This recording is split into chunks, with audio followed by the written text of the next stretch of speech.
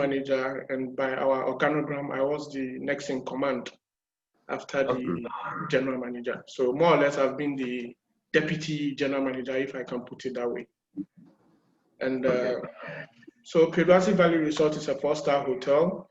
We also don't have enough rooms. We have only 37 operational rooms. We have 4 conference rooms. Highest sitting capacity is 200. And then we have the other external services. We have about 4 outlets, bars, and then 1 restaurant. And then we have the swimming, the pet zoo, a very large outdoor space for outdoor events. And as well, we have the multi-purpose tennis court, which can be for tennis, mini football, and then also basketball. And we have a spa as well. Yeah. Okay. All right. Thank you very much. Roman, can you tell us who you are? Yes.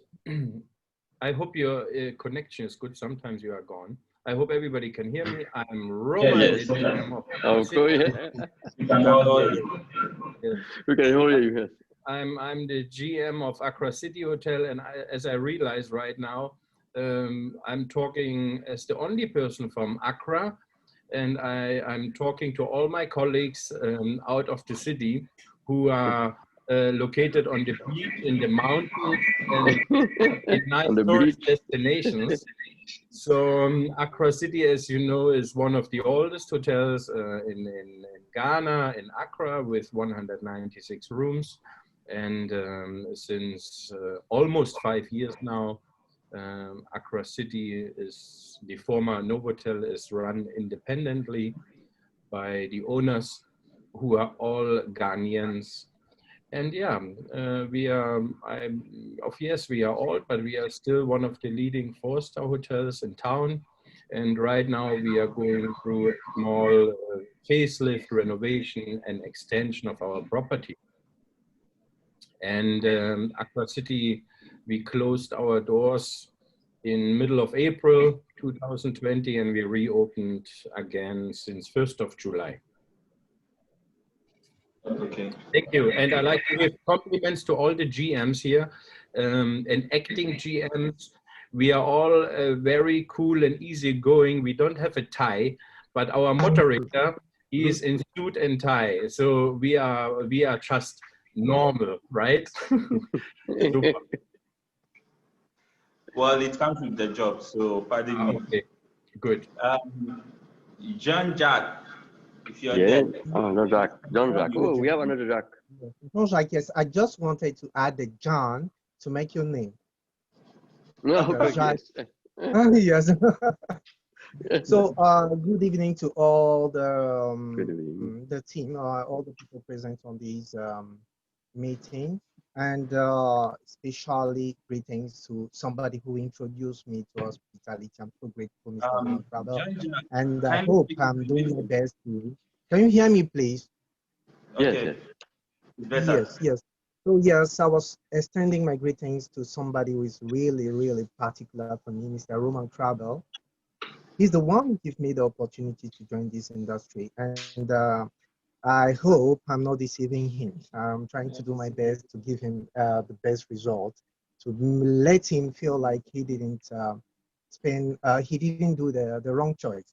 Thank you, Mr. Travel. So I'm Jean-Jacques Mas, acting general manager for Mahabit Resort. We are a young resort in Elembele, 1 hour and 30 minutes from Takoradi. And as at now, we are counting 152 rooms, 3 swimming pools, 2 bars, a spa, a sauna, a tennis court, and also an island attached to these projects where we always take our guests for water sport machines and boat ride. It is a very nice place, and I hope everyone can travel from Accra and come and discover the place. So this is it. Eugene, I think this is how I can present my hotel. It's a new one. We started business on 2017, officially on 2017, but we check our guests in I think March 2016. Yes, yeah, the whole project was built because there was a need for it. There was a need.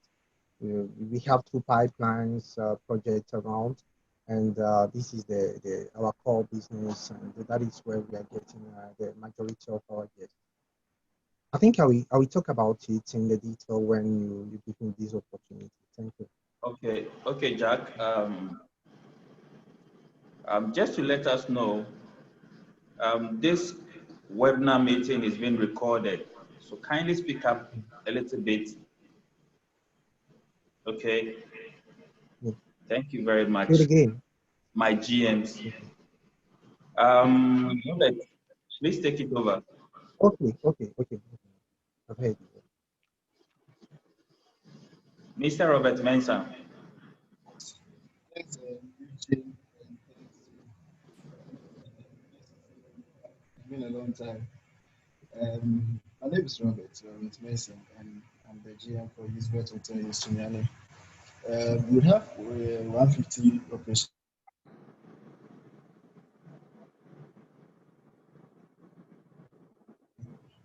We have 150 operational rooms, and we are increasing to 190 by close of the year.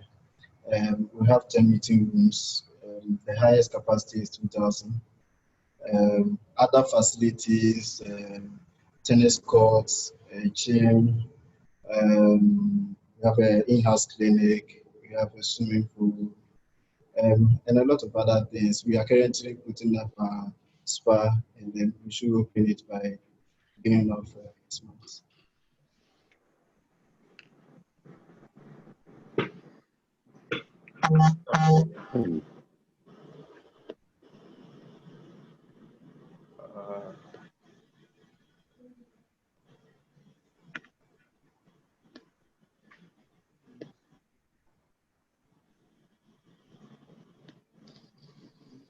Okay, thank you very much. I'm looking at who else is in that needs to introduce themselves.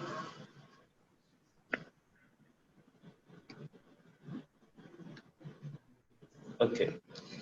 All right. I think the speakers, we're still waiting for some more speakers. So for now, whilst we're waiting, as the topic goes, actionable strategy to prepare for the new norm in hospitality industry, especially hotel. We're going to be stressing on hotel because hotel is where we belong to. We are not running the travel and tour. We are not running any travel destination. But those of you outside, as Roman rightly said, you have some sightseeing that people have to come and look at. What action are you, what's the strategy that you are more or less taking for the new norm to beef up the hospitality industry or to beef up your hotel? I think Thomas should take the first. Thomas, if you are ready. Yes, Eugene. Yes. All right. Once again, thank you very much and good afternoon to everyone listening to today's session. And as Eugene rightly said, we are looking at actionable strategies. I see a lot of speakers here, my senior men.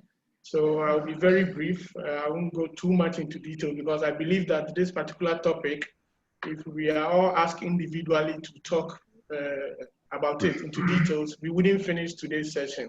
Yes. So I'll make it brief so the others can also chip in. I'll start by saying that we are all much aware that we were very hit with the COVID-19 pandemic, and currently we are all struggling to come out of the entire hit. And it's not something that has actually happened before, so there is no laid down procedures or books say that you will study and then emerge out of it. Yes, we had Ebola some years back, but this is quite on a different level. So currently, I would like to talk about creativity because it is only when you accept that, yes, you are down, that you can start deciding and planning on what to do to be up again.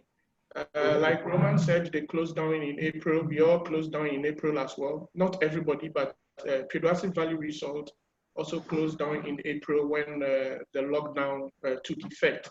Because at the end of the day, we realized that we could not operate for anybody. No one was coming into the region, and no one was going out of the region. So we had to just close down and use the period for a few maintenance issues, which I'll talk about later. But in all this, our major focus was customer-centric service, as in we were planning everything based on our intentions of what to do or what to give out to our customers. We opened fully in May, but actually did not announce it to the public because we kept testing the market. Either we should go fully operational or we should just be playing around to see how the market is going before we come out entirely. Now, we realized that before COVID, okay, whenever guests were coming to the hotel, they were coming basically for good quality service, good food, nice and beautiful ambience, and therefore that was the culture and that was what everybody was working towards. Value for money was what we were making sure that we give our guests. But after COVID, whilst we have COVID in place, you realize that the primary focus now is everybody coming to your hotel is asking the question, what is Perduasive Valley Resort, or what are other hotels doing to make sure that their safety is assured? And this is where the creativity came around, because you will have to now start thinking of the guest safety other than other things, because this one becomes a paramount thing now. It's the primary thing to look at when it comes to your strategies. So, of course, we had a lot of safety protocols that you've been hearing by the day: social distancing, wearing of face masks, making sure that you have sanitizers in all outlets and all central points, and also every entry, to make sure that these people are sanitizing themselves or getting scrutinized properly in terms of if there is a virus presence or not before they enter the facility. By so doing, you are creating a more of a safe environment for your guests. It doesn't end there. Apart from doing all these things, you also have to conscientize your guests that this is what is being done on a regular basis. So you need a proper training of the staff, which we hired a professional health worker to be part of us. And the person is right at the front office, making sure that every guest who comes in is being screened through the temperature check, and also asked to go through the procedures or the processes in keeping yourself safe from the COVID-19 virus. With this, all staff from various departments were trained on their daily briefings as well. So you keep reminding them. Now, like I said, guests asking about their safety when they are coming to your facility became, let me say, the new norm now, because that is the most important item to the guests before the guests will even look at whatever service you have to deliver and how you are going to give out the service. So we paid more attention to the education of the COVID-19 pandemic, and also made sure that we did a video more or less like a caution video, and then an advertisement video to let the public know that once you step in Perduasive Valley Resort, right from the security entrance till you have your service, you are being taken care of through the following procedures. Now, this is played on our Instagram or our social networks every Monday, just to caution or to alert our public that we are taking very serious care when it comes to their safety. Now, after this has been done, I feel that we find ourselves, like I said, we were hard hit by the COVID-19 pandemic, and for that reason, we fell. Now, if you fall and you are rising again, then it means you have to start it all over again. So in terms of your actionable strategies, after reassuring your guests that you are creating a very safe and comfortable environment for them, then we now have to dwell on sales and marketing. So it might appear very funny, but this is the time that we need to start it from the scratch as well, depending on also your facility and the growth stage of your facility. For instance, if you were already at the maturity stage of your facility service provision, then this is the time that you might also want to look at rebranding, re-strategizing, and coming out in a very fresh start, sort of. So we focused again more on sales and marketing, where again we had the customer at heart, and we are looking at the kind of service we want to give our customers, because it is going to be very difficult to get new customers to come into your facility than you trying to maintain the existing customers that you have. So what we are doing more now is to make sure that all our attention is focused on the customer, to make sure that whatever service they need or we have promised to deliver or to give is what we are giving, and they are happy at the end of the day, and we wish to have them come back again. So it's just like a start of a business now. Then another thing is COVID has robbed us of our revenue, because yes, we are not having people patronizing our facilities like before. Yes, right now, it is good for some of us who are at the outskirts of Accra. We are doing very well. I think for the month of July, we did a little above 40% occupancy, which was far better than June. So you could see that it is improving.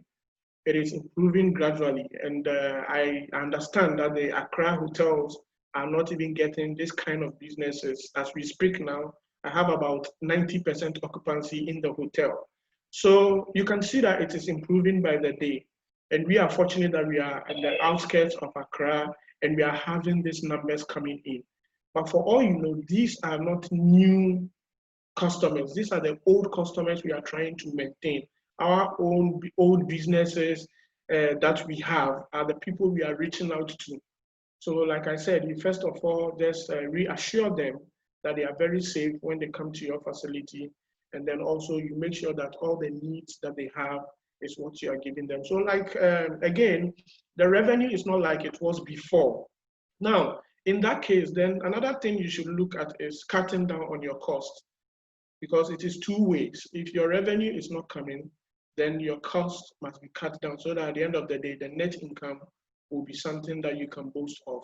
So there has been a very huge cost, right? A very huge cost cut down, right, from the human resource perspective, as in cutting down of staff and making sure that the little that you have are maybe on the permanent payroll, and then you have the rest to come in as and when necessary as casual basis. Again, this works for some of us who are operating resorts or who have hotels outside the main city.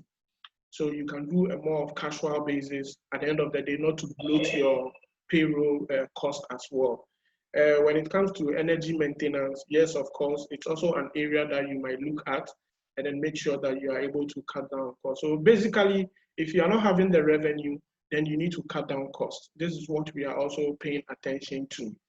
And then I said I was going to go a little bit into details when it comes to the facility maintenance. Now, when COVID came in and hotels shut down or some of us closed down, I said that it was a good opportunity. It was a good opportunity for you to renovate your facility and then make sure that you take care of all the maintenance issues that you have. More or less put a different look to the edifice, or to have a facelift of the facility, because like I said, we are operating. This is the 5th year of our operation. We believe that our guests are kind of or somehow fed up with our facility by now. So it is time to change a lot of things. And with a good discussion with the shareholder, and he was in tune with it, we did a lot of maintenance issues. We changed, basically, the face of the resort changed. We changed from painting, we changed from artworks, we changed from our buffet setting, we changed from our kitchen. We renovated the entire kitchen. We did a lot of other works that I will not be able to go into details now. But at the end of the day, when we opened in May and when the business started coming in June, you can see the wow factor, because people come to the hotel and they still see how neat the hotel is. And I've gotten a few guests who tell me how well we've maintained the facility with the changes that we've done. So it looks new. It becomes like a fresh start, a fresh hotel. So people are willing to come. Let's go to Peguasi. Let's see what is in there now. They've changed a lot of things. We've even now added the whole pet zoo area to the entire facility. Initially, for those of you who have visited before, there was a huge wall separating the main facility from the pet zoo area. But now the wall has been taken off and we've blended the entire facility into the pet zoo area. The reason is because of this COVID, we are trying to reduce also the rate at which people sit indoors. So rather, we are encouraging people to sit outdoor more and then have their service, and then after which they want to go, they can go. So we did this with the vast area, garden area that we have to encourage people to visit. I remember some few weeks ago, we had some foreign guests that visited, and you could see from their demeanor that they weren't happy because the hotel was fully packed. So I quickly approached them and I asked them if they were okay. And then they mentioned that no, they weren't okay because it looks like the place is fully packed and they wanted to leave. So quickly I introduced them to our garden area that if they don't mind, I could have a setup there for them. They can sit. It was 2 couples and then 2 families and then children. They can sit and we can take care of them. And when they saw the garden area, they appreciated it. They were so happy. And they said, this is exactly what they need. So in terms of the actionable strategies, these are some of the basic things that we are doing. Like I said, I will not go too much into details so that the others can also come in with their points. But basically, that is what we are doing. And we are also taking advantage of the IT world. We all know currently, we could have had maybe this meeting or this session in an enclosed room or in a conference room. But here we are today. Zoom has taken over some of these meetings. And we are sitting in the comfortable places and in our homes and in offices, and we are able to meet and talk and discuss some of these things. What we are taking advantage of, yes, it's a threat, but at the end of the day, it's also an opportunity. Is we have asked ourselves, okay, what if we are able to create that atmosphere, as in create a place with all the electronical gadgets, all the IT gadgets that you can have to give you the best Zoom services. Why not? All right. We'll come back to you. Okay. We'll come back to you. Thank you very much for the lengthy explanation.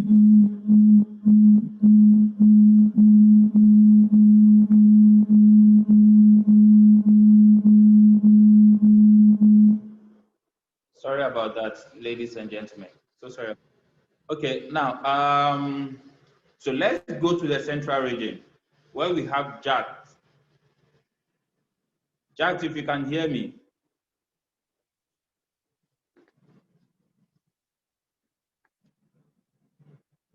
Jack, I think I mute you. Yes. Okay. Okay. It's okay now. Can you hear me? Yes, now. I mean, what are your strategies? Our strategy, we were first having a disadvantage because every year we concentrate on Easter. You know how Easter is in my senses. We have a lot of guests coming to the beach from Friday, Saturday, Sunday, and Monday. We were forced to close everything and sending all the staff home and keeping all the managers in to check all this thing. I mean, the strategy was now we are on a promotion. We have dropped the rate, and then we have make it a little bit. Sorry, on the chalet side, you have a little beach, very decent and very a small restaurant and small, just only for the in-house guests. And when we have been dropping the the guests, the room, we have seen that these guests are coming. We were a little bit shocked. The rate has been dropped. I mean, yeah, by maybe 5%, not small, not a big deal. But you can see we were on Earthward, and then we have come to BB with a little 5%, and they are still coming. That means as soon we launch this promotion, they were ready to come and fill the room. We were having a lot of little complimentary, a lot of things, but with flexibility of checking and check out. Of course, we can have a late checkout. We can have a very flexible, very flexible. And then the cancellation fee, we come back to cancellation fees. Is not that we are too rigid to let you come and then pay this, pay that, but we are a little bit very flexible on that, so that we give you a very good customer service. And then we also now introducing maybe from Monday a huge cross training on all departments, to push all of them to different departments, so that everybody get to know what is maintenance, what is kitchen, what is security, what is everything, so that later, that is a cross training, a cross functional department training. We also, when we started with the COVID, when we were before the lockdown, we call all of the staff captain, the house captain. We have a staff house, explaining them really in the local language what is. We educate them what is COVID, what is pandemic, what is everything. Explaining them what is the precaution we have to take. And I think there was some little things to have to drink, what to drink, to get rid of all these things, and to take precautions. And then we explain them, and then after we call them back. Of course, we're having a lot of cut costs and expenses, because since 4 or 5 months we not be operate, we have to pay bills, and then we have to cut costs on all this diesel, petrol, and water things and everything. We were on 2 months half salary, and then we're back to full salary. And we don't know exactly if the owner also be able to maintain that, but we try possible to satisfy our staff so that they can come back. And I beg your pardon? Did you say you are back to full salary? Yes. Because we have. You got one. Okay. I can mean we are the mother's company is Takoradi Farm is able to lead us a little salary. They pays our salary. That means it's possible to do that. I mean, maybe is a little bit late, or maybe you get it on time. Sometimes we don't get it on time, but he's able to do something like that. But just to maintain our staff and then continue the work, and then also motivation with the cross training and pushing them to other department and all that. But what is where we are expecting, maybe we are keeping the small concept we have with a small beach in-house guest with a little, maybe sometimes a barbecue with 25, 20, little one. So bring them back so that they can enjoy it with the concept. Also, we have a lot of activities we have introduced. What we do, we don't have before, and we have because they feel bored. Because now one restaurant is for lunch, and the other, then dinner, you have your room service normal. What also we try to remove the minibar, but we can request we order upon request, so that no staff get access to the room, and then we just after checkout we make the spraying and everything, well, like the how to call it, protocol have to be with the mask. Now with the guests also we take the temperature every day. We make sure that they are in good health and check if maybe 2 times a day. We just take it and then let them know everything. If anything happens, then we try to bring the nurse and see how the things need to be, and then check all this. But on renovation is on hold. Our main pool also have a little repairs. That's why we take opportunity to repair it, so that if it's happened, we have to open the pool, and it's easy for us to open the pool with with maybe possibility the beach. We don't know what will happen. And means we are running the promotion from 2-3 days, 12 till the end of September. Maybe if owner decide, said, okay, we go on, we continue with that. We continue maybe till December. We'll try to see how things goes. That's a little bit strategy we use for what we did. We wanted to maybe get back our guests. That means they are. I'm surprised they come here. They want to stay in the room, but they get only the waves, the beach. It's just very cool. That means they were waiting for this to go out. Well, when we come out to go to the beach and to have a relaxed place to go. That's what they want to. Yeah. Thank you very much, Jack. We will come back to you. Okay. All right. So let's come back to Greater Accra, where we have Roman. Roman, if you are ready.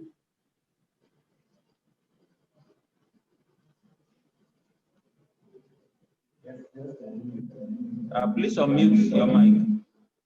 Okay. Can you hear me now? Yes, it's better now. Okay. So I'm very lucky that I have two wonderful colleagues already who basically said everything, right? I believe that 99% or 90% from all of us are doing basically the same measurements. It depends what kind of possibilities your property gives you and the guest, right? So it is also correct. We started already saving costs last year. This was a measurements from last year's budget, and it basically continued. And it started strictly in March to come down with many costs in all kind of departments and service providers who give you something. So we also did, like Thomas was saying, do a small facelift, do repair, do a paint. We did the same over the last 2-3 months. We did a small facelift in the public areas. And I hope also when the guests are coming, they will appreciate this, right? The issue what we have, of course, it's Accra City Hotel has a different issue than the resort in the Western region or at the Eastern region. The Accra, our hotel, like many other colleagues in Accra, we are basically focused mainly on, or the demand is there mainly on business people.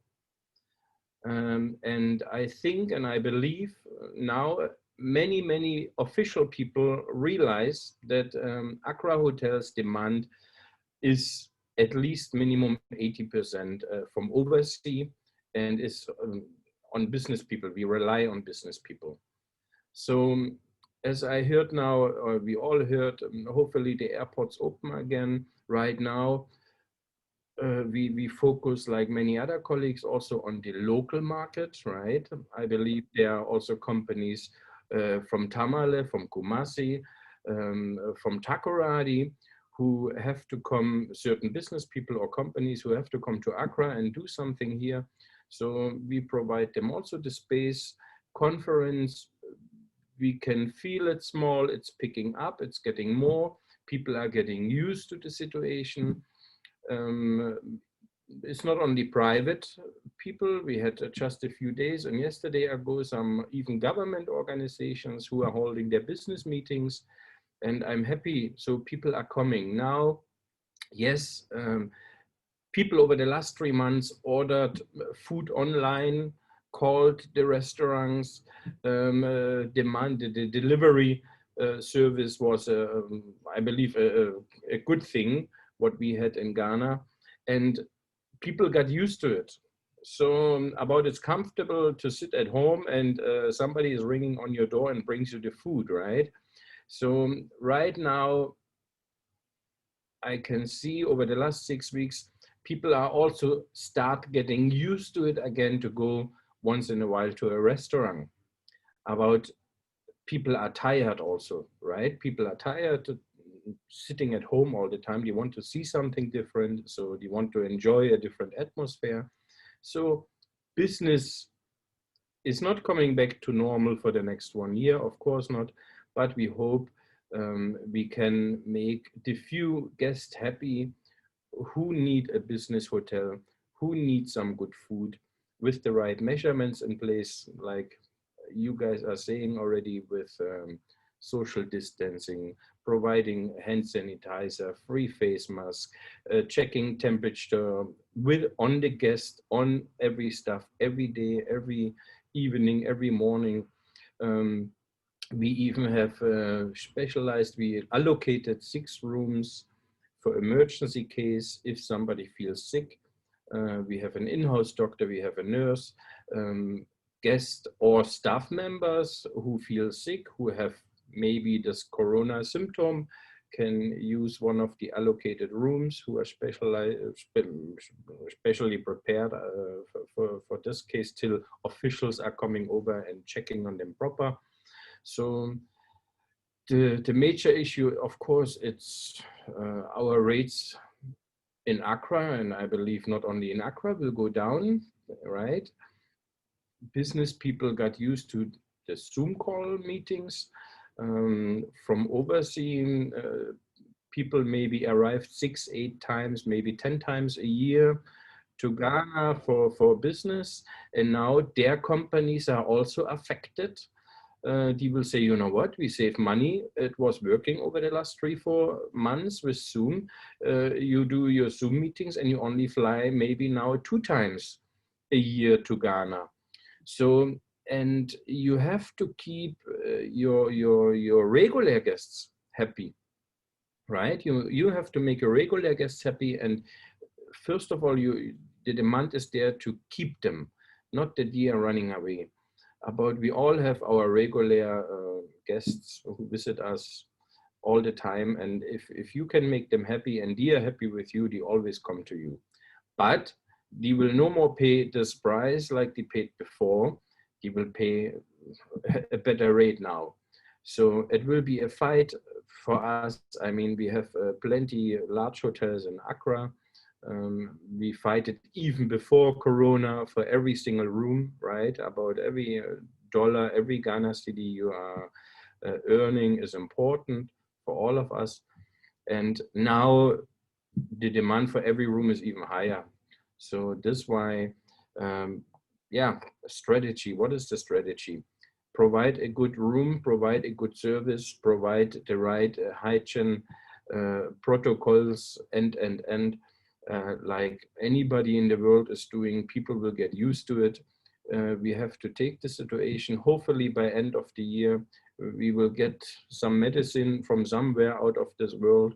And then hopefully by next year, this time next year, we are sitting again here and we are smiling and say, hey, we survived. The important thing was to pay our staff.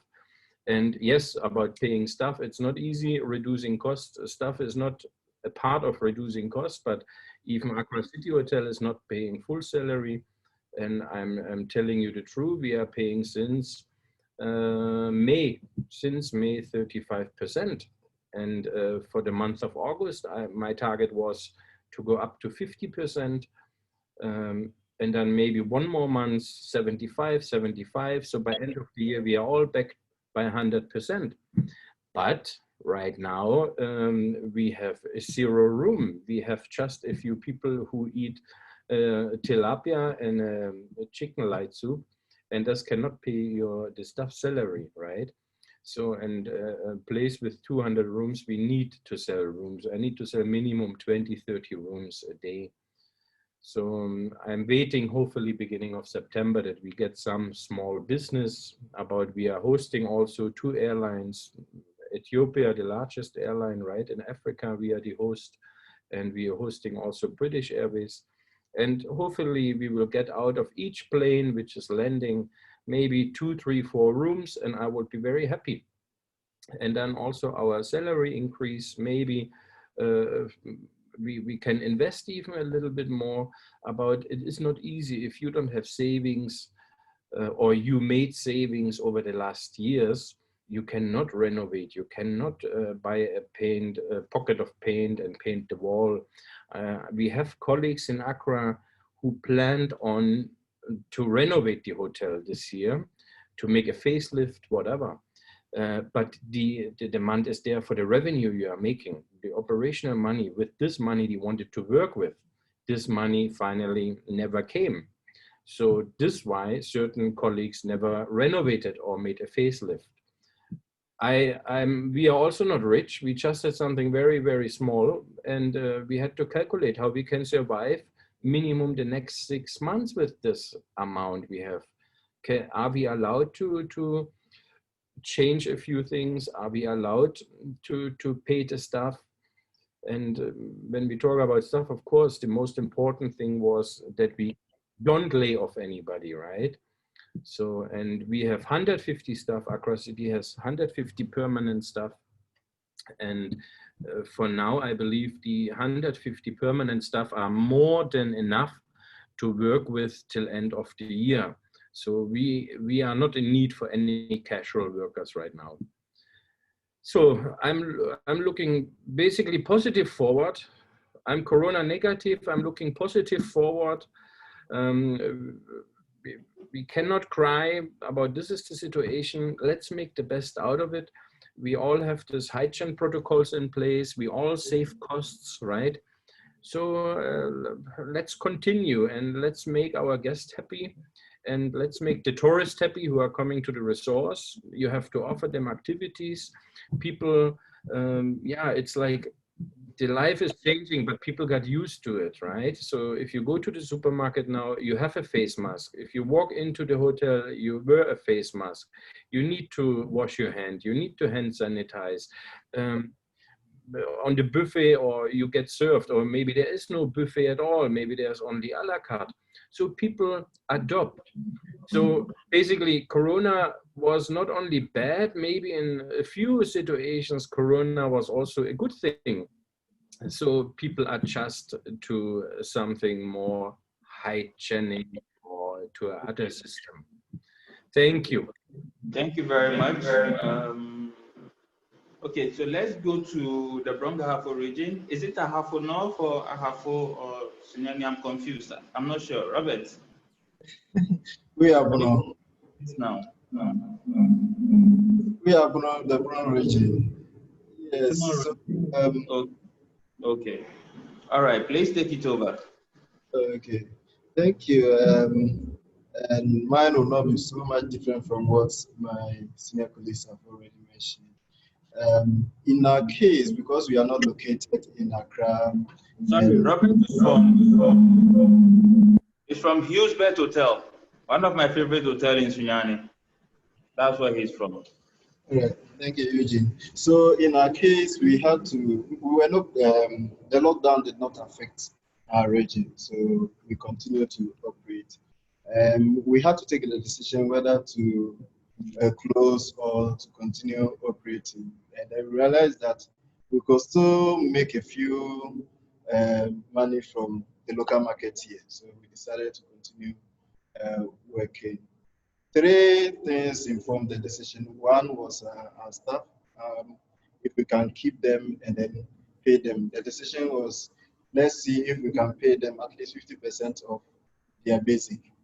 And then 2, the vendors that relied on us, especially those that were within the community where we find ourselves. So we took the decision to see that, okay, let's run and then let's see if we can break even. And we were able to do that. For March was good because earlier, for the first part of March, things were very good before the lockdown came on the 21st.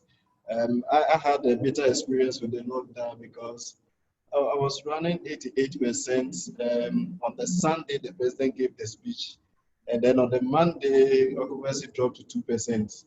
It was a hard one. But then we picked up the pieces and we relied more on the F&B side to drive the business. So, because our market is mainly for people coming from Accra, Kumasi, Takoradi, and those places. But with the lockdown, people were not traveling. So we shifted attention to the F&B side. and we're able to do well. Basically, we didn't fall less than 10% of our usual market for F&B. So F&B kept the business going, and occasionally we'll have some health officials also coming to lodge at our place. So we had these health NGOs, they were moving in and out throughout the period, but the numbers for occupancy was very, very low. So 8%, 4%, sometimes the maximum we're recording was around 15. And so lately that occupancy has picked up again. Like other colleagues, we also spent a lot of time doing renovations. Actually, we had started some renovation works before the COVID came, and we continued with it. So earlier we were doing them in bits, but with COVID, we decided to take it on, do it. So we closed down about 70, 60% of the rooms, and then worked on them. Some of the rooms we had to break down everything in the washrooms. Our attention was more on the washrooms, and then install new WCs and those things. So everything in the washroom was changed. The piping from the regular PVC pipes to the PPR pipes, just to give it a new face. So in our case, it was a difficult one for us on the accommodation side, like everybody. But on the F&B side, we were able to pick up the pieces and then work very well with it. Because we were running throughout the season, the COVID period, we had to quickly adapt to new changes for protocols to be enhanced for people who were coming here. So especially with the international organizations, most of them were asking for your protocols and those. So quickly we had to develop something. So when people were making reservations, we would send to them, let them go through it, know what we have put in place. And Thomas mentioned it, that people now will be looking more at the trust part of the business. What measures have we put in place that will cause them to trust us? And I see that going forward, the attention will be more on the upmarket properties, because this is where people expect that protocols will be followed and systems will be put in place such that their safety will be assured. I feel people will not be so much interested in rates. The first thing that they will be more interested in will be about the hygiene. How safe is the place? How comfortable would they be if they should come and stay with you? Let me just share a few things about my interactions with clients, the few clients that have been able to engage and who have been here and what they are asking for. I currently today I have an arrival for from today to next week, running 100% occupancy. And one of the things that one of the organizations was asking for was the round tables that we use for conferences. They want one person to be seated on one. So the distancing in this case should be roughly about 2.5 or 2 meters thereabouts. The good thing for us is that we have bigger halls, like I mentioned earlier on. Our biggest hall can take 2,000 people theater sitting. So with this, with the number, that group is 90 number. We had to just arrange for everybody to get one table for himself. And this aside the usual things like the protocols that we know of. One other thing that they requested for was that if they are coming, nobody is entering the room until they leave. So we get enough linens prepared for them in their rooms. They're here for 1 week. And so the people will change their linens themselves unless they have asked us to do so. And this is something that even individual guests who have come in have requested for. I had one guest yesterday, and this was the same thing. Nobody enters my room. So we've made that option available. When you come, we find out from you, do you want that you be the only one that will use your room? If you pay that way, we allow you to use the room, and we don't come there until you have invited us in. So looking at these days, we realize that cost is going up for us in the industry. Hitherto, nobody will talk of sanitizers probably for guests or something, but now it's becoming an issue. Do we provide sanitizers in the rooms for people? If we are doing, it becomes an extra cost for the hotel. But at the same time, we can see that in the industry now, we can see a few reductions in rates. Sometimes I get a bit scared if we don't take care and then um, this one reduces, that one reduces. By the time we realize if we don't take care, probably the industry will be the one that is to suffer because cash flow will still come back to hit us because we have increasing costs. Revenue is not coming. Some of Jack mentioned that he's paying his workers 100% this month going. We are doing the same. In fact, throughout the period, we are paying 50%, but starting from this month, we are paying 100% to every worker. So cost is increasing. So if we have to also look at reducing rates, probably we may have to, yes, have a look at it. Things will not be the same again. I've said that housekeeping now will become a key front of the house department, whether we like it or not, because now everything is going to be underpinned by housekeeping. How strong your housekeeping team is, how strong your HODs are to support the insistence on the protocols.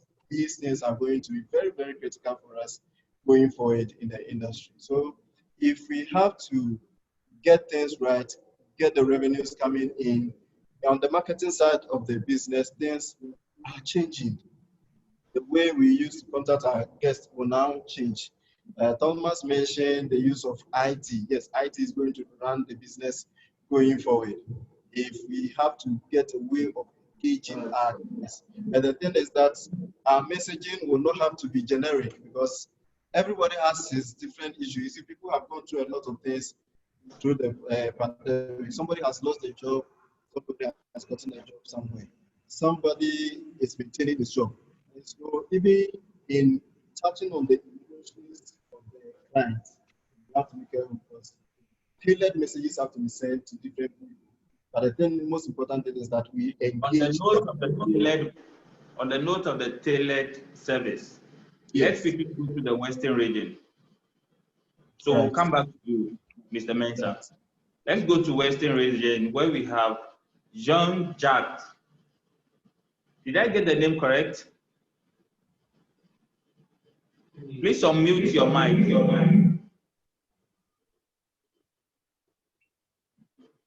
Okay. Yes, Eugene, yes, I can hear you. Did I mention it right? Yes, exactly. Yes, okay.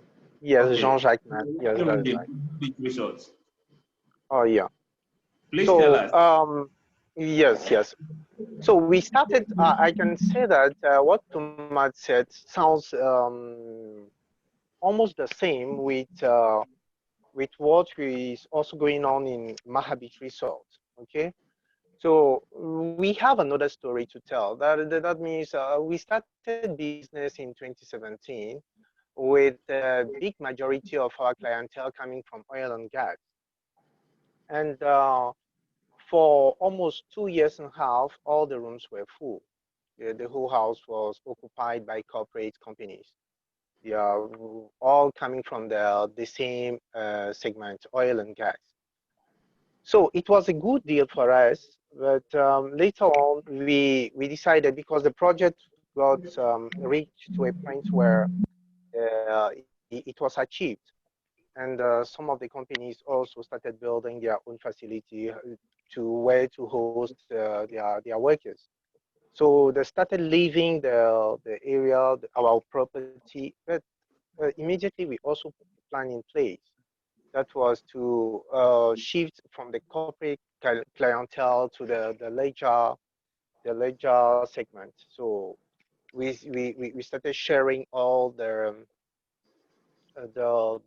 beautiful property that we have. We started telling people, putting signboards on the way, and unfortunately, COVID came.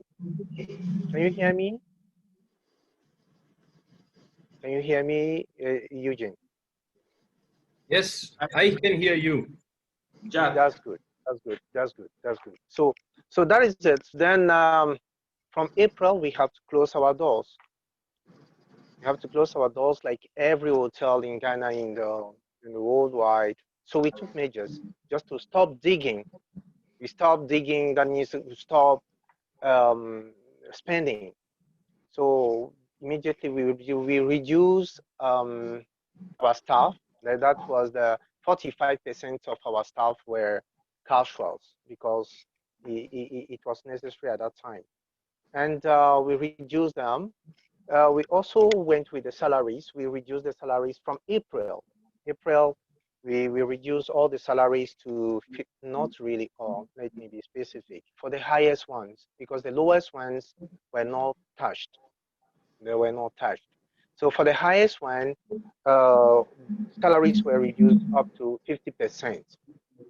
So some hotels release their workers to just to be home, but we ask them to come because in a resort like us, we are not really we are running a race against corrosion.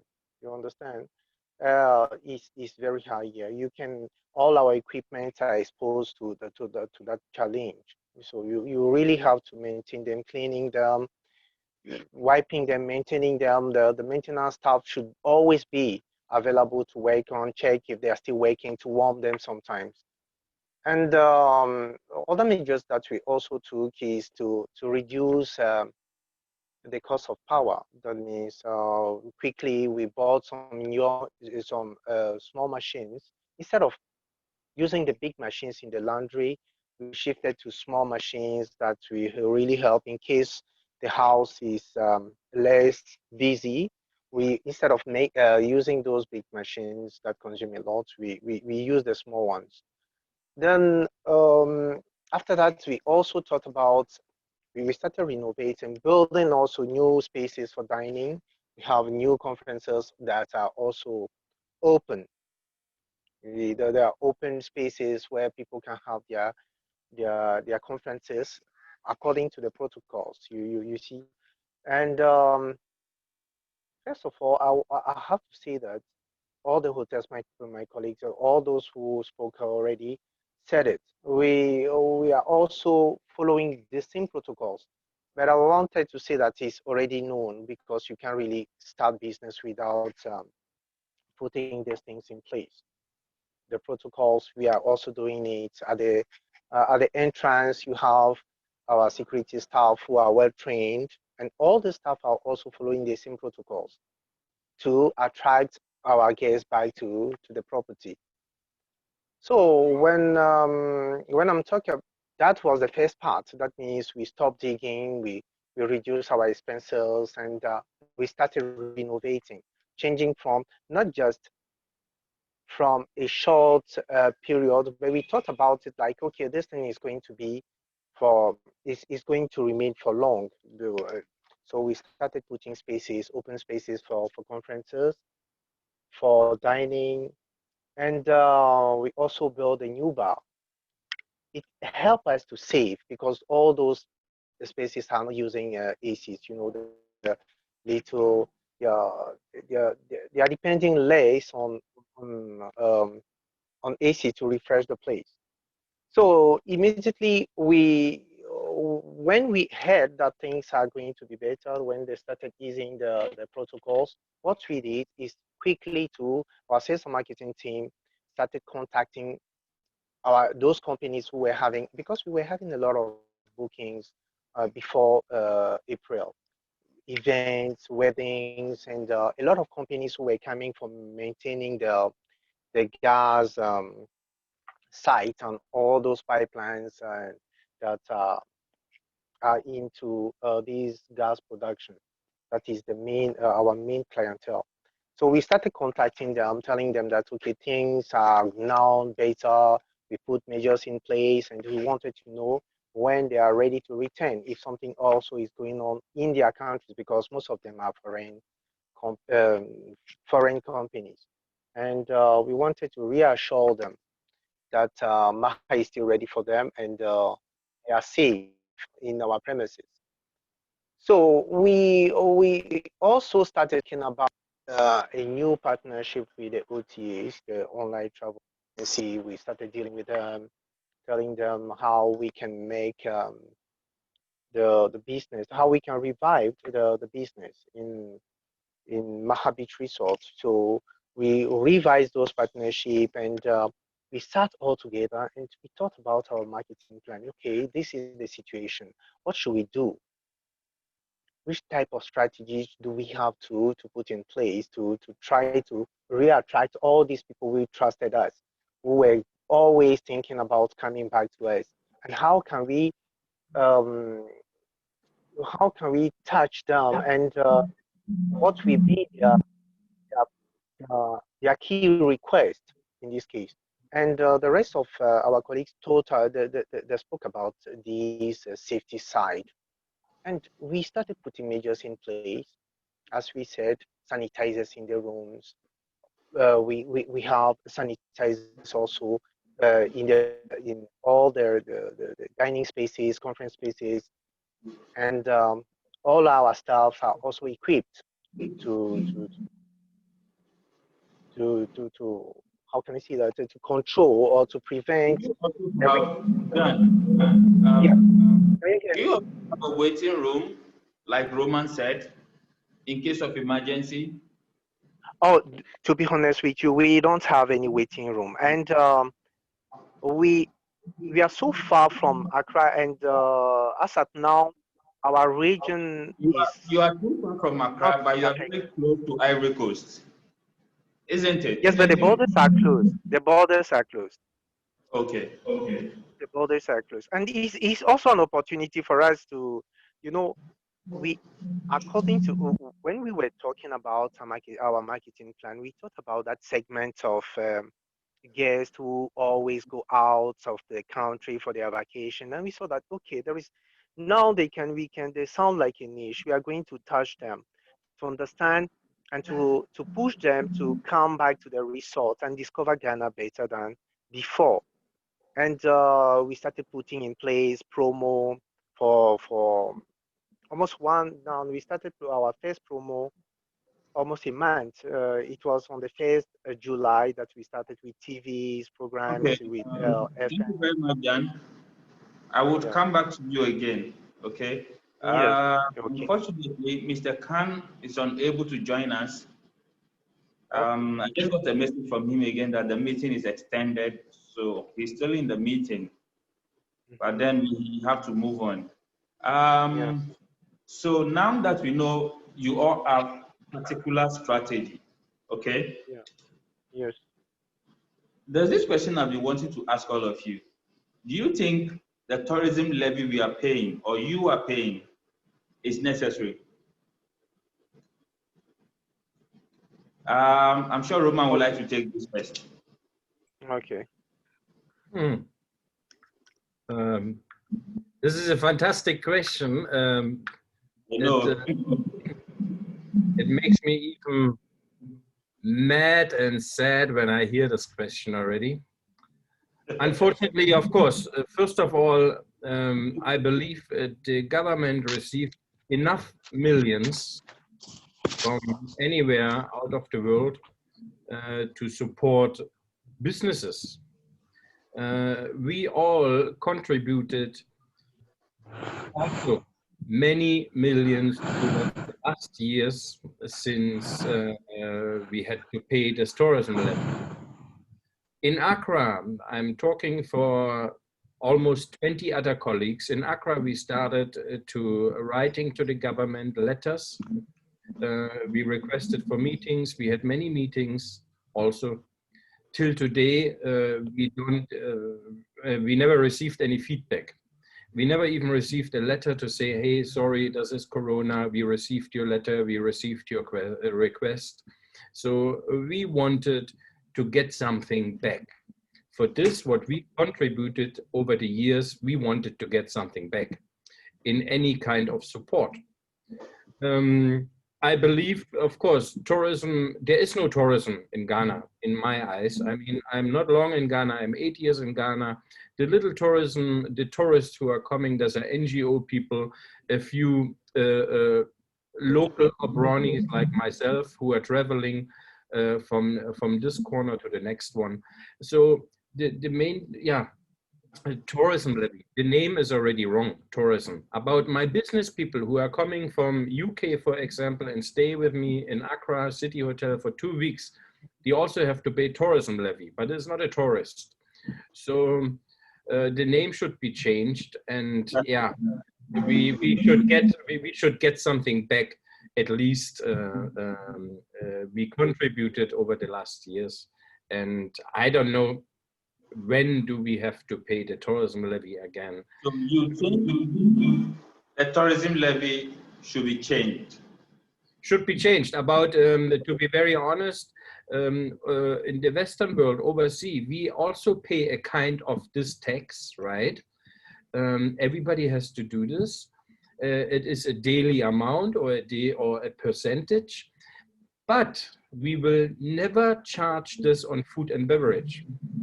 So if you stay in my room, I will take this 1% out from the room rate, but I will not charge when I go now to a restaurant and I order a Coke and a hamburger. I have to pay tourism levy on food and beverage. I believe strongly, and I'm very. It's not fair to the guest, to the consumer, and to the end producer. Yeah. Okay, thank you very much. To Mr. Robert Manson, do you think tourism levy is necessary? Well, it would have been necessary if we were getting to see the benefits of it.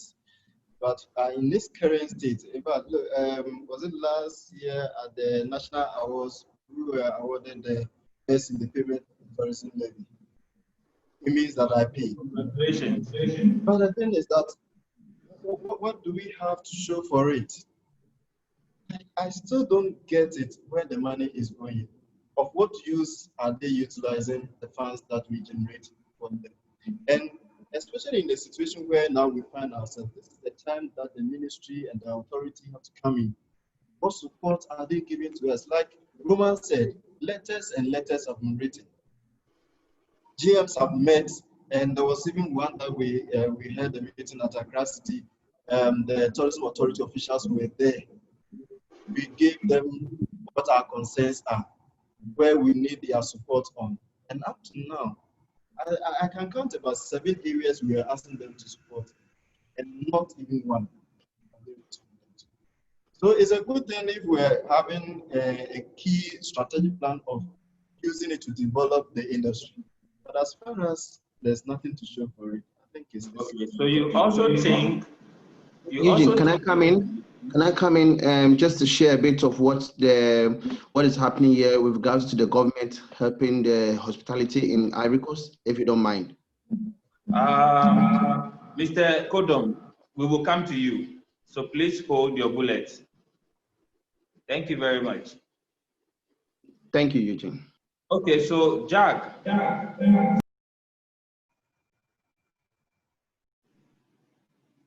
I think that the tourism levy is necessary.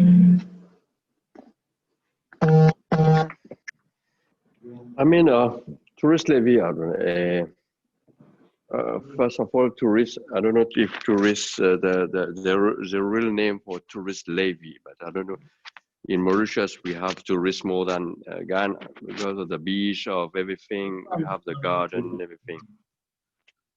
I mean, we should have something to do with hotels levy, not tourist levy. If we are paying for tourists, then we are contributing to tourists. We are not contributing to association, hotel association. They are not doing anything for us, so that they have to maybe reduce expenses, electricity, because we do pay ECGs, water, and all the bill, highest bill all the time, and then we are not getting anything. I mean, tourist levy is not concerned from us. So we're concerned with the tourists, not with the hotels. I mean, it should be a little bit fair for us. Also, or if we bring a levy, then we should use that contribution to help us, all of us, to benefit, not to, because now we are giving to the tourists. But what are the sightseeing doing? I don't know if it's going to be charged for that, or Kakum, or all the things. That is a tourist levy for me. Okay. Okay. So Thomas, in the Eastern region, do you also think tourism is important or not? Eugene, I think that it's been said very clear that this levy, it's not very important. For me, if you ask me, it's a rip-off. I must be very frank. The government is just extorting money from the hospitality industry, let alone the other taxes that this industry is mandated to be paying. Now, this tourism levy, okay, I remember in the Eastern region about 4 years ago, then we received a letter from the Ghana Tourism Authority that a training is being scheduled for hospitality personnel. And for that matter, the tourism levy, an amount of, I think, will cater for 50% of the cost of this training. But the individuals who are attending, or the hotels who are sending their staff to attend, will also pay the remaining 50%. And you look at it, and you are only to select two staff to attend this meeting. And ask me what is the topic of the training. It was customer service. I mean, how? It's a rip-off. You take these huge sums of money from individuals and who visit our hotels for accommodation, for food, for every little service that they enjoy in the hospitality industry. And yet the only thing you can do for the hotel is customer service training. And even that, we are to pay 50%, and then the tourism levy also pays 50%. It doesn't gel for me, and I think that it's not a good thing. Okay, it doesn't gel for you. Western region, what do you think? Jean-Jacques, Mahabit Resorts. What do you also think? Please unmute your mic, John.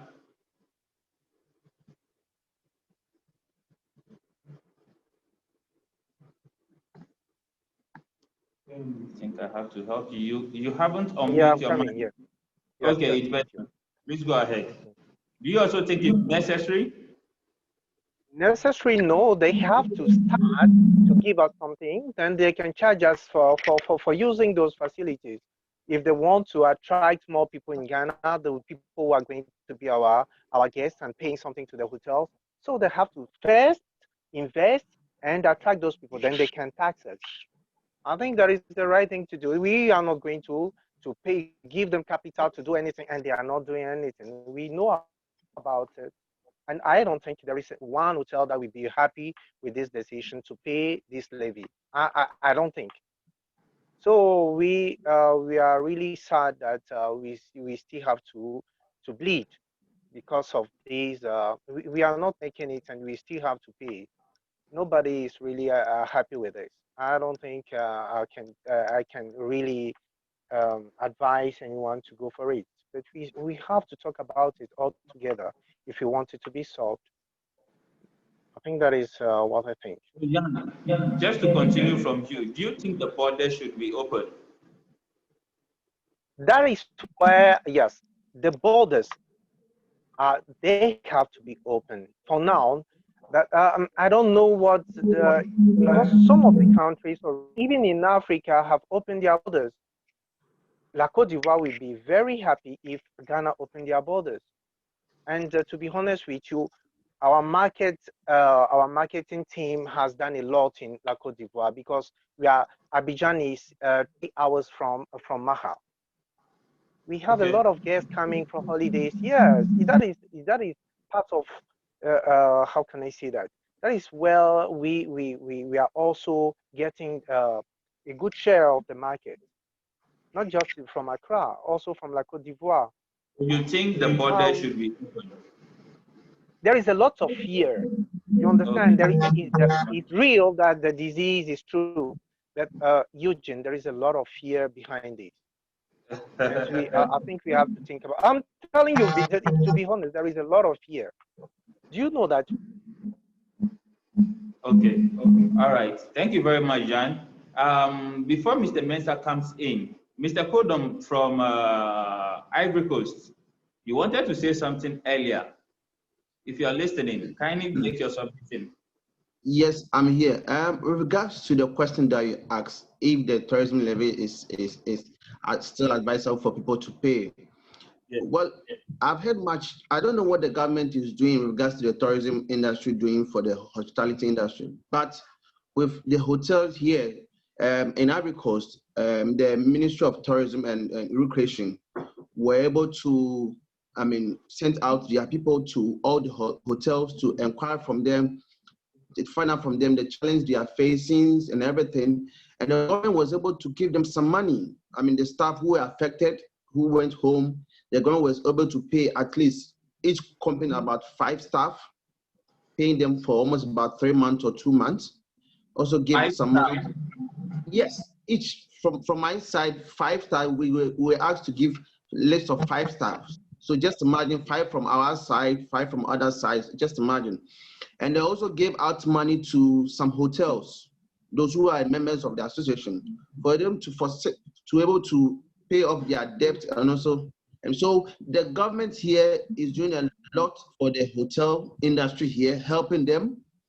But I don't know what the Ghanaian government is doing, and which is very bad. Mr. Kodom, just to come in quickly, the money given to the hotels, is it for a loan or for keep? Not for a loan, for keep. For keep. For keep. Even to an extent that they have to even give the hotel staff food items. Myself, I went with a driver to pick some rice, oils, sardines and stuff to be given out to the staff who are home.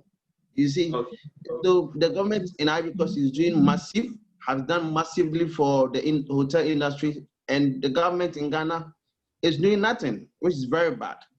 All right, thank you very much on that note. Mr. Mensah, please come in. Do you think the border should be open? Yes, I think that first there should be a lot of protocols that we need to institute if we are to open the borders. We need the borders to be open for our business, but then we also don't want to see a situation where we will see an escalation of the situation. We had the people coming in quarantine for some time before they were asked to come into the system. My wish was that we could find a person early enough so that, just like we used to do with the yellow fever, the person is traveling, he has the person before he comes into the country, and then we expect. We need the borders to be open, but of course, we need to check that we are ready. What systems are we putting in place? And this one is mainly from the government side. What systems, what measures is the government putting in place? Because at the end of the day, we should also know that when we get our guests into our facilities, we all put ourselves also at risk of the pandemic. So we need to put in systems that will ensure that as they come, we don't have an escalation of the situation in our country. People are on the sidelines waiting to come into the country, but then we have to be cautious. We just have to make sure that we are putting the system internally. But I think that time is up for us to. All right, thank you very much. Thomas, if you're listening, do you also think the border should be open? Of course, Eugene, the borders should be open. Jokingly, I can say that with Corona, we are dying. Without Corona also, we are still dying. Our businesses are dying. People are sitting at home, people are not working. The borders should be open, let business flow. The protocols are there for you to follow. If you decide not to follow them, well, you bear the consequences. We are trying to be very, very careful here, but you can't be careful enough. Because yes, we believe that the virus exists, but life must go on for me. That is how. All right, thank you. Jack, White Sand Beach Hotel. Do you also think the border should be open or not? Yes, you have to be open.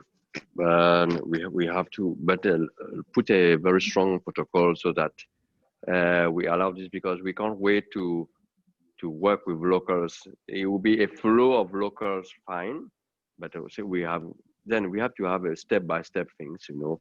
Maybe is a quantity of passenger coming through the airport, or it depends, because I think all of us are suffering a lot for all these things. We ourselves, a lot of people want to go out and come back, and business in Ghana also is not working well, because not only the hotels, but on all of the industries, of the factories are not working well. That means the economy can boom with this if the border open. Okay, thank you very much. Roman, do you think the border should be open? Of course, of course. Better today than tomorrow. About not only the hospitality industry need the travelers, also, like Chuck was saying, other businesses too. And there are plenty people outside of Ghana who want and who need to fly back today. Okay, so to continue with you, Roman, would you accept the stimulus package offered by the government? No. Okay, but why? Well, I don't need a loan. When I talked to all the leading hotel owners and general manager in Accra, we all have loans to pay back at the bank. And we cannot afford to take more loans. And this is even the name again, it's a very wrong name, stimulus package. I mean, come up with a better ECG rate, come up with the letters and the points we requested for, help to pay our staff maybe also. You know, we have so many points, but I don't need another loan. And very proudly, I can say Accra City will not take a part of things like this. Sorry. Okay. Thomas, Pepiase, would you take the Eugene, this is funny. I remember the government latter part of last year, December, when they went out on an operation they called Operation Collect Name and Shame for people who owe the government. I don't think the government is a place that you go to collect money from. They will disgrace you. So I would definitely not go for that. I believe that, thank God, Pedwasi is doing very well. Our shareholder has invested a lot. Like I told you, the facility has been well maintained within this short period, and everything looks new. To even break the ice, we are paying off all our creditors and starting from a zero balance. Wow. We are okay. We are starting from a fresh note, and a lot of restructuring also ongoing. We are putting ourselves in a position that once we come out of this COVID 2021, we should start focusing on business seriously. Thank you very much. Yeah. Jack, White Sand. I mean, the loan. I don't know if they have the private sector or the private hotels are not going to take loans. It's very difficult for us. I don't think my gross surge will be going to take loans. But one question is like, if a hotel is linked with a government partners and they're taking loans, there will be double things for us. I mean, we private, we always have a problem, and then the government who have their hands in the hospitality, they also are going to benefit a lot more than us, because they're also government, they're also things. But I mean, loan, I don't think is possible it's not possible. Okay, thank you very much. Mr. Mensah, do you think the stimulus package is good for your hotel? It depends on what it comes with. If it comes in the form of a loan, I follow my other colleagues. It's a no for us. As a business, we don't like the idea of loans in the first place, and not to think of a loan in the time of a pandemic like this. But like we have discussed earlier on, the government has already taken enough of us through the tourism levy. This is the time to come up with a grant, something to support our businesses. or what we have requested for. Reduce the cost of electricity for us. Reduce the what is the sense in at the moment asking me to pay if a client is paying me and the client has to deduct a withholding tax from the payment that he's making to me. Why don't you suspend that one for me now, than for you to say that I should come to you begging? No, for a loan is out of the state. There are more practical things that the government can do to relieve us, because you do one workshop, an amount is being paid to you. They are deducting withholding for VAT. They are deducting withholding for that is at withholding for VAT is at 7%. Then regular withholding is 7.5%. You add 40.5%, boosts the government right from the word go. Aside the fact that you are paying your VAT also. So for me, alone is not in the. Okay. My very last two questions to us, and then I see we have a lot of people who might also want to ask a few questions to the GMs. I see Mr. George AC, Sales Manager for Labadi Beach Hotel, Mr. Ernest Thomas. I see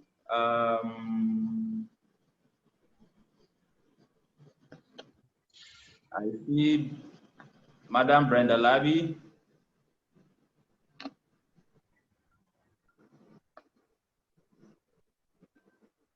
I see Madam Sylvia Esiama. Okay.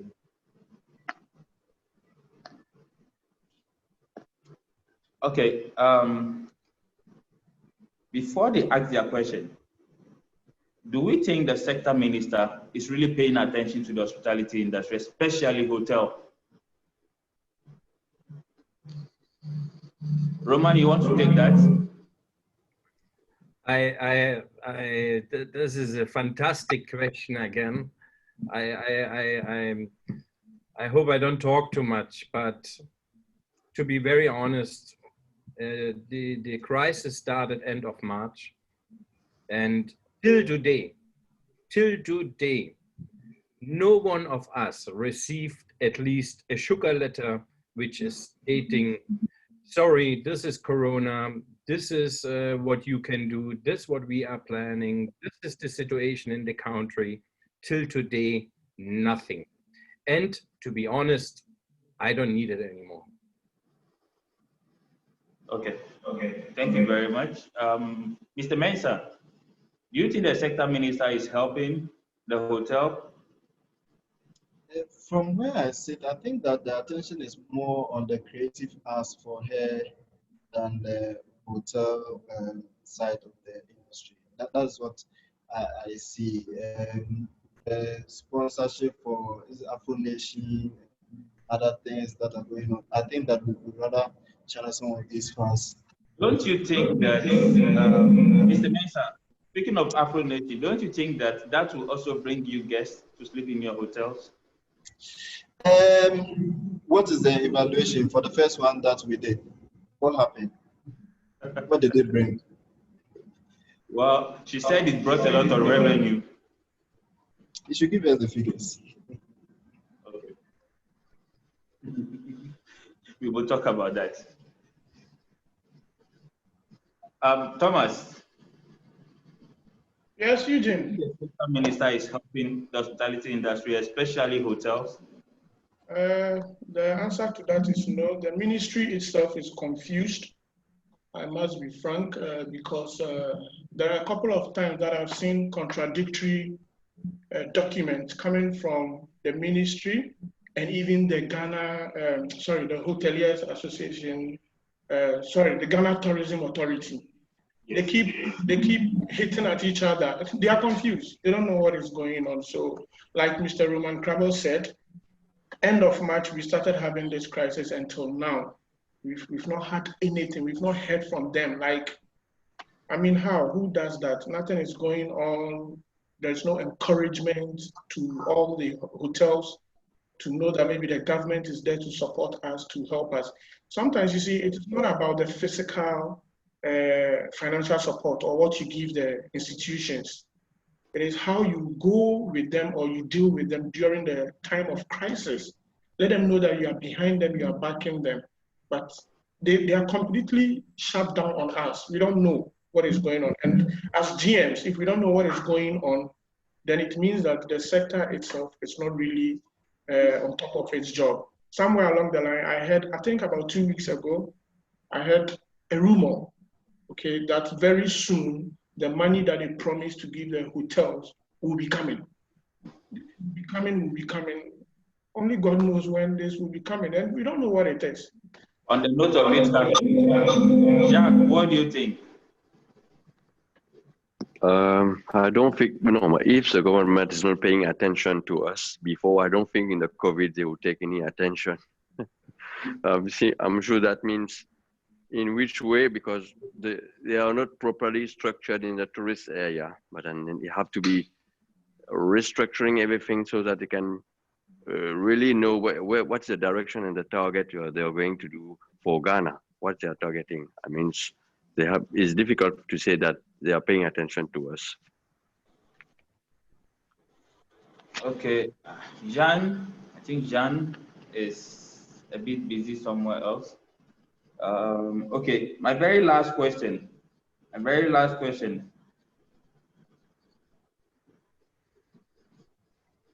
What is your fear as GMs for the future of hotels?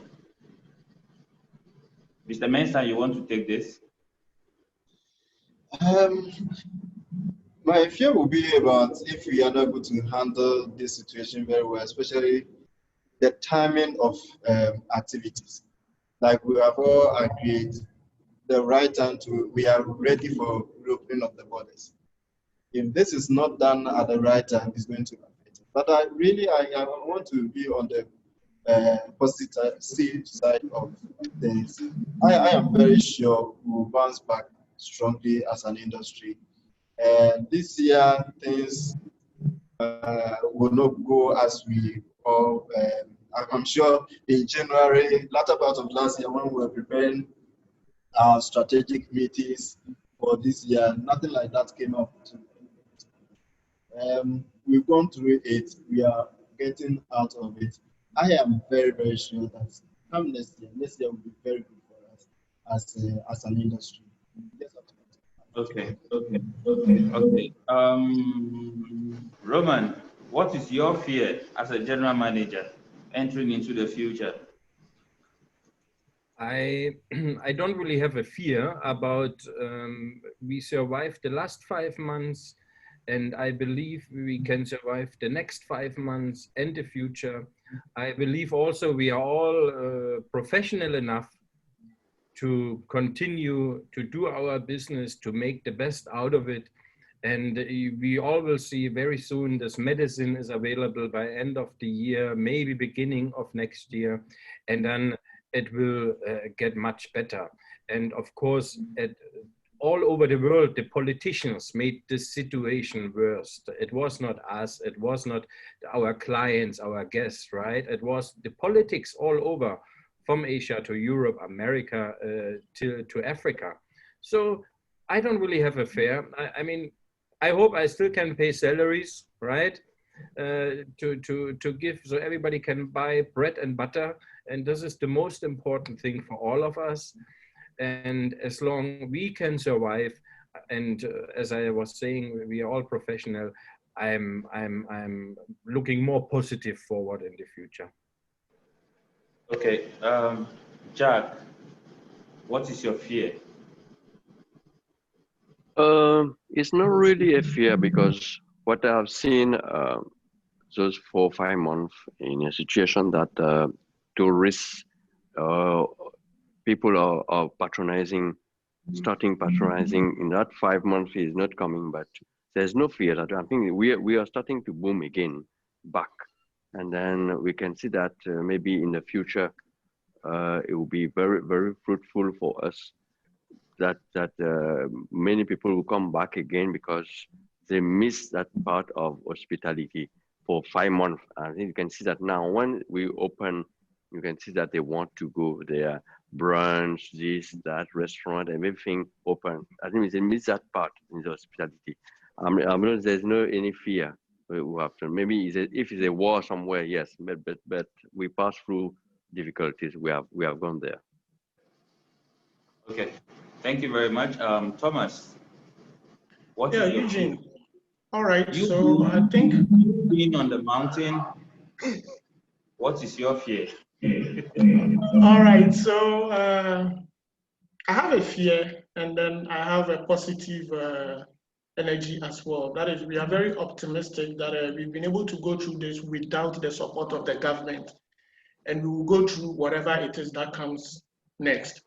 But you see, looking at it holistically and the broader picture, my fear is what we just talked about, which is related to the government. The government is not helping. Now, we are a product and service delivery entity. And basically, I could say that we need the market.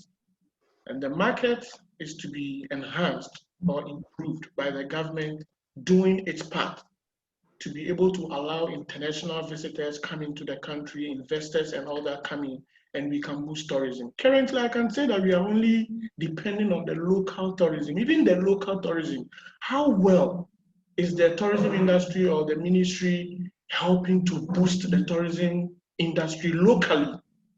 You get it. There are a lot of things that the government is supposed to do and it's not doing it. And you see, someone has just put a comment over there talking about how sad it is that the government has rejected the hospitality industry in our nation. Whereas in Europe and Asia and all those other continents, there is a lot the government is doing for this industry, and it's helping them a lot to also stand on their feet to forge ahead. So that is my fear. My fear is the government. It's like, it's a total neglect. And today, we may seem to be battling and doing very well with our own battles, but the broader picture, which is the future, if we are not careful, this can even hit us harder than even Corona, because I think that the market is not there. The government is not doing enough to bring the market to us so we can all enjoy from. So basically, that's that. Okay. Thank you very much, gentlemen and ladies. Do you have any question to our GMs on here?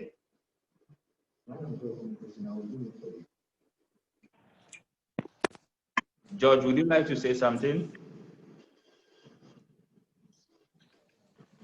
Please unmute your mic, George. Can you hear me? Yes, it's better now. All right. Good evening to everyone. Once again, it's very engaging, like the previous edition. And I'd like to thank all the bosses, the general managers here for the submissions that they have made.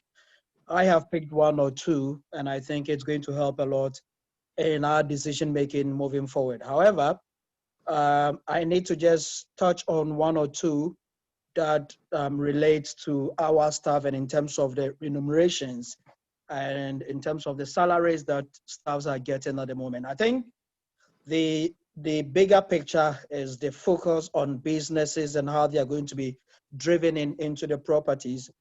But this should also, we should bear in mind not to lose focus on our internal strength, i.e. the staff and the resources that we have, because I believe that well-motivated staff will deliver and will ensure that the client will keep coming back. Unfortunately, if we tend to pay a blind side to this side, it may come back hitting us hard.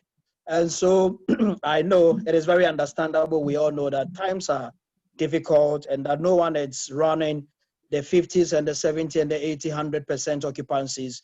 Revenue is gone down. In terms of the local market that we are trying to fight over, there is really nothing there.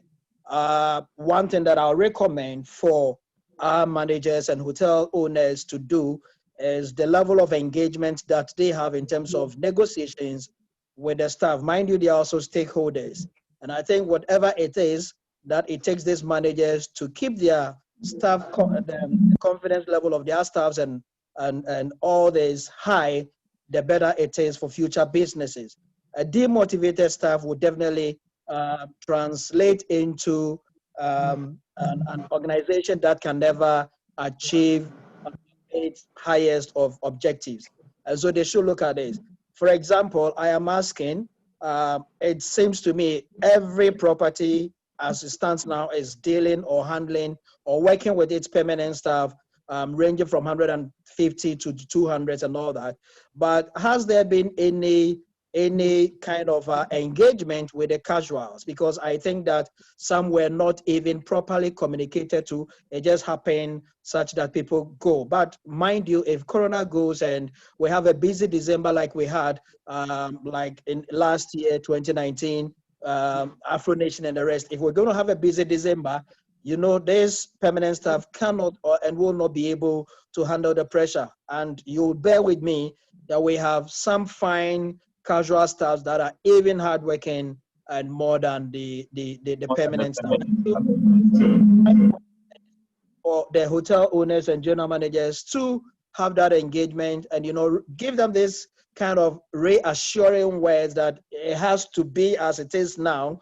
And then once business is back, definitely these are your primary focus in terms of resources and recruiting. You don't want to go and pick unexperienced people from elsewhere to come and join your company. You definitely want to go back to people that have some level of expertise as far as hotel management and waiting and all that is concerned. And again, having said that, if we have to pay 35% and 50%, I believe that it goes without saying that there should be an engagement in terms of talking to one another. Let them put everything on the table and discuss it. It shouldn't be a unilateral decision that will always be like something is being forced down the throat of people. So once this comes across, I believe definitely people will be happy. They will still have their space and confidence and do more. Mind you, these are the same people that business back to our companies. And it's something that I wanted to add so that our bosses here will look at.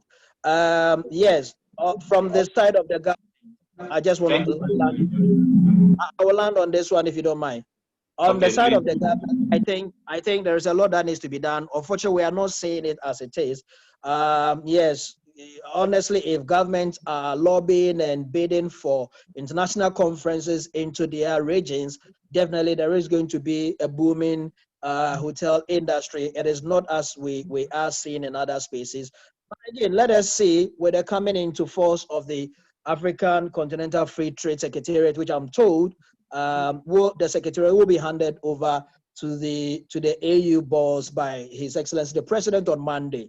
If this is anything to go by, we should see within the African region and the sub-region some business inflows, because that is definitely going to help us. And let us look at that space also. Thank you very much for Mr. Vicente Siman, if you can hear us.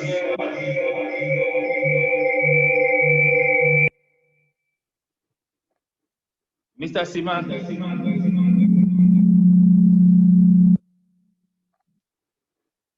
Okay, I'm sure Mr. Siman is not here with us.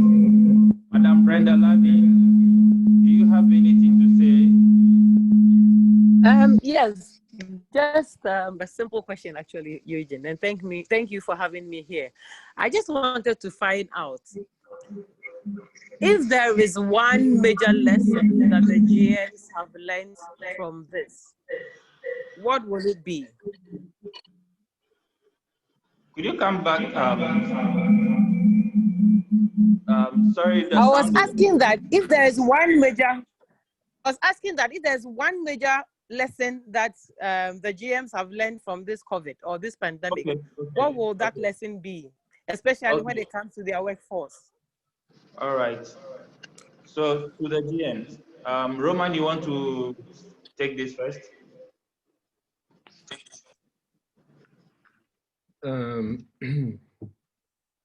I did not have learned a lesson. And then you are asking about the workforce, and then George was saying something about staff engagement, talking, communication. I want to tell you that before Corona, there was certain companies, certain hotels who never communicated properly to their staff. There were certain hotels who always had issues with staff, who are not handling the staff very well or professional, the human being way. And even after Corona, even in the middle of Corona and after Corona, exactly these colleagues, hotels, companies will also never learn a lesson. It will still continue. And as we all know, we saw a few stories over the last couple of months, right? Certain hotels never learned and certain colleagues never learned. And the question, what have you learned over this, or a lesson? It's a very difficult one. Maybe I learned to survive a different way, you know, to survive a different way together with the team also, not only myself, also the team, the family, the private part, the business part. And yes, I survived it, right? Together with the family, together with the team at work. This is maybe the only lesson. Okay, thank you very much. Thomas, you want to take it? Yes, Eugene, thank you, Madam Labi. I must say that it's a very difficult question because yes, what lesson have we learned? There are a lot of lessons that have been learned. And I want to break it down this way. First of all, has got to do with the operational aspect of a hotel. In the sense that when I started my submission, I mentioned that this has never happened to us before. So we were all just taken by surprise when it happened. And we were now trying to put policies in place, standard operation procedures, how people will must react and what we have to do to go through this pandemic era. Therefore, it becomes a lesson that you cannot just sit down idle without expecting the bad thing to happen or whatever, or you shouldn't be too comfortable in your zone. We must always have the foresight that, okay, let me say, by playing the devil's advocate, that in everything you are doing, can you look at the other option as well? Just a little bit, just look at it a little bit to ask yourself, if things should go wrong this way, what will be your next step? So this time we were caught up in it and we found ourselves running to meet up. We weren't even prepared, right from even the governmental sector all the way down to institutions. We started hearing these things from overseas and we felt like, oh, it won't catch up with us, it won't catch up with us. Little did we know that it was just by our doorsteps. And at that time, it was too late to even close the borders for hotels and institutions to take drastic measures to make sure that we are able to curtail this whole challenge, or we are able to prevent it from spreading the more. We failed. We failed as a country, we failed as institutions. So the lesson we've learned is we need to always play the devil's advocate in everything that we do. Or whenever we start hearing of these things, let's be mindful of ourselves that it could be us. And that by so doing, you find a way to, like George said, bring the staff together in that same aspect of the challenges you are facing. Sometimes, you see, sometimes as managers, we kind of play this system of, oh, this one, let's handle it at the management level. It is also not a very good thing. It is time, when things like this happen, it is time we bring everybody together. And you see, when the staff understand us better, whatever we propose, they always accept it and we go around because they understand that we are building a team. We are all doing it in a particular way. We are the leaders. We are asking them to follow us. They need to understand us, why we are asking them to follow our footsteps. And with that, we will go a very long way. On the other hand, other lessons that we have learned is how we need to be very careful and mindful of whatever we do. We take too much, we take things for granted. We take too much things for granted for too much as Africans. And this is one of the things that we should know, that going forward, we need to be very, very careful in basically everything that we do. So let me just end it so the others can talk as well. Thank you very much. You want to respond to this? I'm sure, yes, we have, it's not a lesson, but we have learned a lot of strategy. I mean, we, YSANS, we are not too much flexible for the guests, okay, members only, Saturday, Sunday, and all that. Now we have to do a promotion and then try to convince the owner to bring the promotion and then bring the things down so that he can survive. But I think now we have got him to tackle and to make the strategies working, and then show him what, bringing all the stuff together, and then try to, push the staff to make a cross training. So building a very good team at the back. That means if any situation like that, then we can survive more. I mean, that is the main things we have got. Okay, thank you very much. Madam Sylvia, I'm sorry, some of you, I can't see your name. I see your phone, I don't see your name. So it's difficult to mention your name. Mr. Thompson, do you have something to say?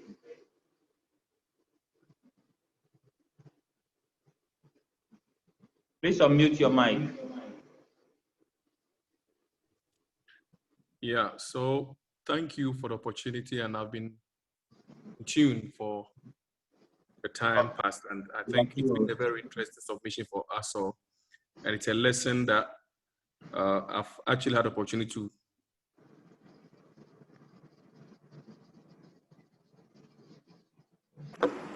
Hello, can you hear me? Yes, it's better. Yeah, so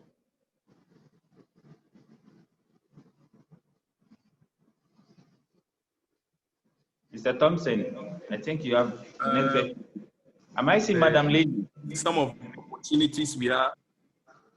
the opportunities we may take advantage of.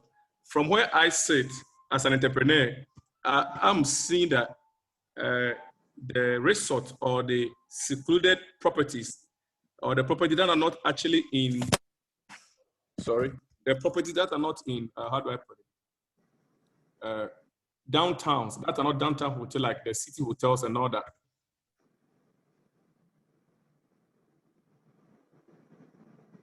I might have to leave you, Thomas. They are some sort of resort or offering leisure, and this is what the clients of the day want. And so I'm only adding up that these facilities should be able to,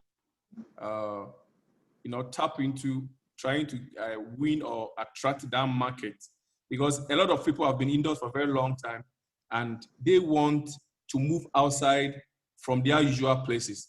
And so that's why the pediatrics are making the numbers. That's why the Maha, for instance, because of its location, but if the borders are open, I'm very certain that they are going to do well. And the likes of other properties by the natural, environment, like the lakes, the shores, the sand, and all that.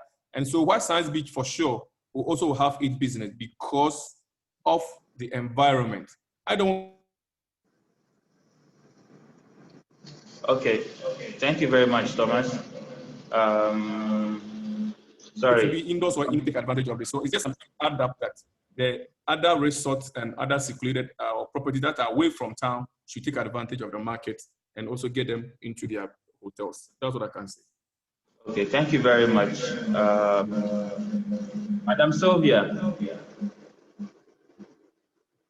Madam Sylvia, you want to say something before we go off?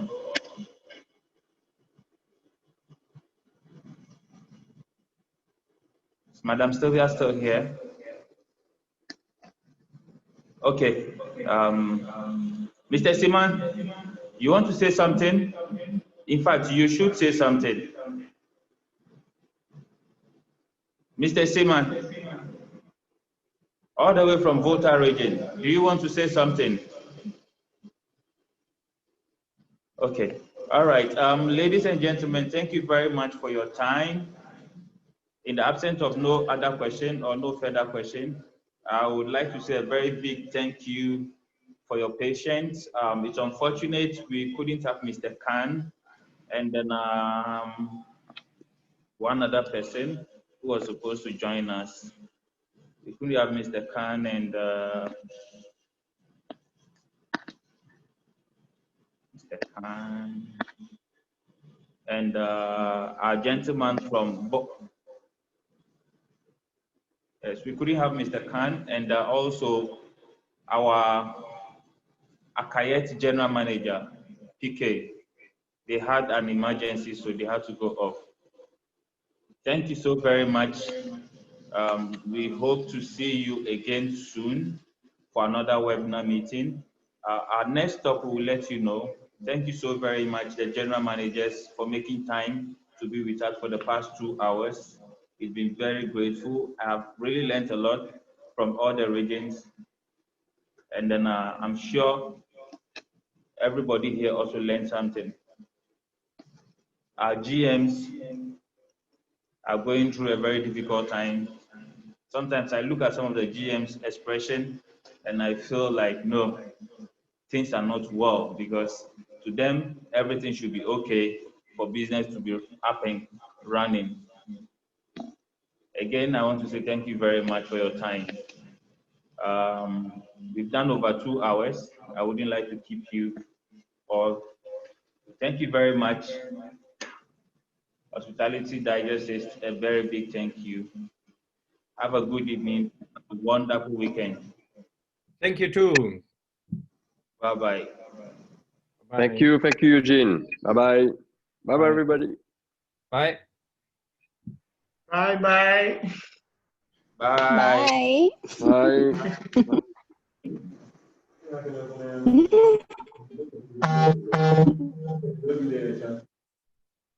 Hello, Thomas. Hello? Hello, Thomas. Calling Thomas. Yes, Ruth. Hello, Thomas. Yes, Yes. Ruth, I can hear you. Please, GMs, if you want to leave, you can leave now. I think some people want to catch up. 5 minutes to catch up quickly so that we can go. Ruth, I can hear you.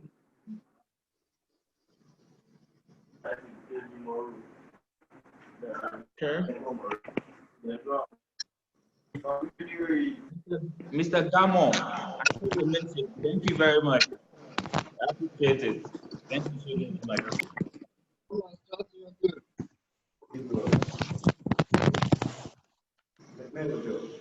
Okay.